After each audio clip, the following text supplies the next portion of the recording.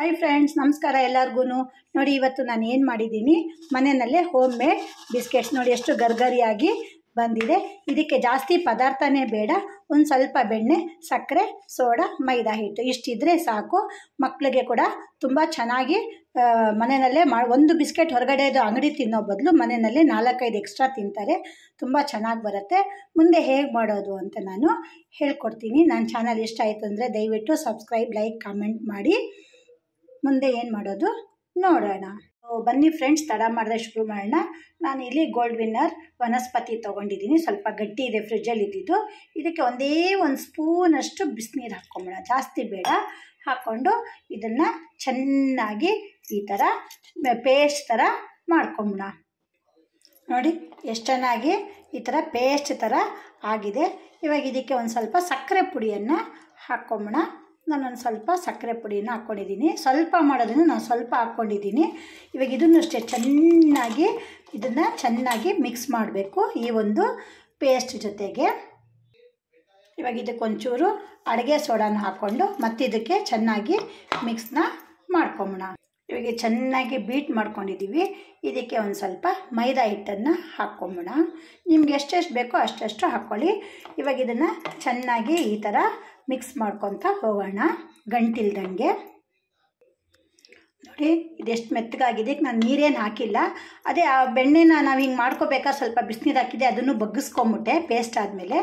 ನೋಡಿ ಎಷ್ಟು ಮೆತ್ತಿಗೆ ಆಗಿದೆ. ಇದೊಂದು 5 ನಿಮಿಷ ಮುಚ್ಚಿಟ್ಬಿಡೋಣ. ನೋಡಿ ಒಂದು 5-10 ನಿಮಿಷ ಇದನ್ನು ತಟ್ಟೆನ ಮುಚ್ಚಿಟ್ಬಿಡೋಣ, ಸ್ವಲ್ಪ ಫರ್ಮೆಂಟ್ ಆಗಲಿ. ನೋಡಿ ಎಷ್ಟು ಚೆನ್ನಾಗಿ ಬೆರಳು ಹಾಕಿದ್ರೆ ಒಳಗಡೆ ಹೋಗುತ್ತೆ. ಈ ಥರ ಮೆತ್ತಿಗೆ ಮಾಡ್ಕೋಬೇಕು. ಇದನ್ನು ಸಣ್ಣ ಸಣ್ಣ ಉಂಡೆಗಳನ್ನಾಗಿ ಮಾಡ್ಕೊಂಬೋಣ. ನೋಡಿ ಇದು ಈ ಥರ ಆಗಿದೆ. ಇವಾಗ ಇದನ್ನು ಒಂದು ಸ್ವಲ್ಪ ಕೈಯಲ್ಲಿ ವಡೆ ತಟ್ಕೊತೀವಲ್ಲ ಆ ಥರ ತಟ್ಕೊಂಬೋಣ. ಸಣ್ಣಗೆ ನಿಮ್ಗೆ ಯಾವ ಶೇಪ್ ಬೇಕಾದ್ರೂ ಆ ಶೇಪು ಮಾಡ್ಕೊಂಬೋಣ. ನಾವು ವಡೆ ತಟ್ದಂಗೆ ಈ ಥರ ಸಣ್ಣ ಸಣ್ಣಗೆ ತಟ್ಕೊಂಬೋಣ. ಸ್ವಲ್ಪ ತೆಳ್ಳಗಿರಲಿ, ತುಂಬ ದಪ್ಪನೂ ಬೇಡ. ಇವಾಗ ತಟ್ಕೊಂಬೋಣ. ನೋಡಿ ಒಂದು ಇಂಡಾಲಿಯಂ ಪ್ಲೇಟ್ ತೊಗೊಂಡಿದ್ದೀನಿ.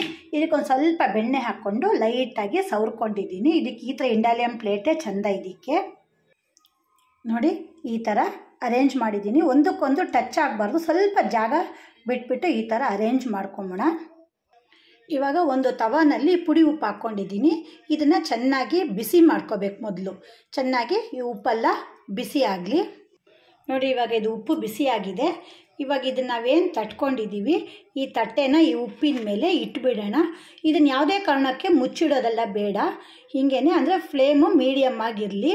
ಇದ್ರ ಪರಿಮಳ ತುಂಬ ಗಮ್ಮನ್ನತ್ತೆ. ನೀವು ಬೇಕಾದ್ರೆ ಏಲಕ್ಕಿ ಹಾಕ್ಕೋಬೋದು, ಡ್ರೈ ಫ್ರೂಟ್ಸು ನಿಮ್ಗೇನು ಬೇಕಾದ್ರೆ ಹಾಕ್ಕೋಬೋದು. ನಾನು ಸಿಂಪಲ್ಲಾಗಿ ಮಾಡಿದ್ದೀನಿ. ಸ್ವಲ್ಪ ಇದು ಬಿಸಿ ಆಗಲಿ ಮೀಡಿಯಮ್ ಫ್ಲೇಮಲ್ಲಿ. ನೋಡಿ ಎಷ್ಟು ಚೆನ್ನಾಗಿ ಕೆಂಪಗಾಗಿದೆ. ಇವಾಗ ತಿರುಗಿಸಿ ಹಾಕಿದ್ದೀನಿ, ಆ ಕಡೆ ಬದಿ ಕೂಡ ಕೆಂಪಗಾಗಲಿ. ಇದನ್ನು ಒಂದು ಮೈಂಡಲ್ಲಿ ಜ್ಞಾಪಕ ಇಟ್ಕೊಳ್ಳಿ, ಇದನ್ನು ಲೋ ಫ್ಲೇಮಲ್ಲಿ ಮಾಡಬೇಕು. ಯಾವುದೇ ಕಾರಣಕ್ಕೂ ಹೈ ಫ್ಲೇಮಲ್ಲಿ ಮಾಡೋಕ್ಕೆ ಹೋಗಬೇಡಿ, ಸೀದೋಗುತ್ತೆ.